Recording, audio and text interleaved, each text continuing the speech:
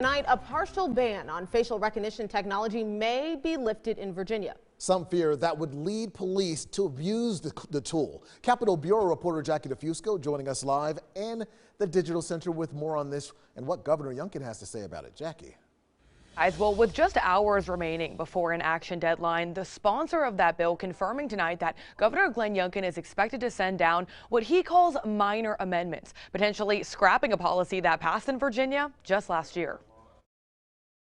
Pursuing justice or invading privacy. The debate as Virginia decides whether local and campus police should be able to use facial recognition technology once again.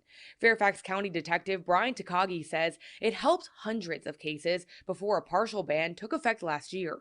He asked us to blur his face to protect his identity in investigations. Once that ban went into effect, it dramatically affected our ability to identify offenders and cases. Senator Scott Survell sponsored the bill to lift the partial ban that currently does not apply to Virginia State Police. It occurred to me that the existing policy was not very well thought out. For the first time, Survell says his bill sets transparency requirements, clear penalties for misusing the technology, and accuracy standards. He says it also lays out specific situations in which the technology can and cannot be used. And the bill specifically explicitly prohibits surveillance and monitoring or any type of sort of live use of the technologies. But several advocacy groups, including the ACLU, saying the technology has misidentified Black and brown people at higher rates. In a letter to lawmakers calling it, quote, an inherently authoritarian software that makes all of us less safe and less free.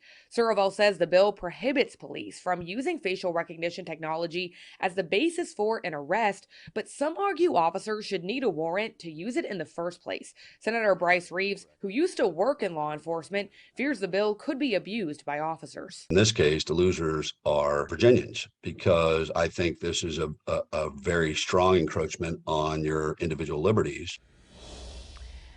Now, again, tonight, we are still waiting on specifics from Governor Glenn Youngkin's office on those expected amendments. Of course, the General Assembly will need to approve the proposed changes at a session at the end of this month. Live in the Digital Center, I'm Jackie DeFusco, 8 News.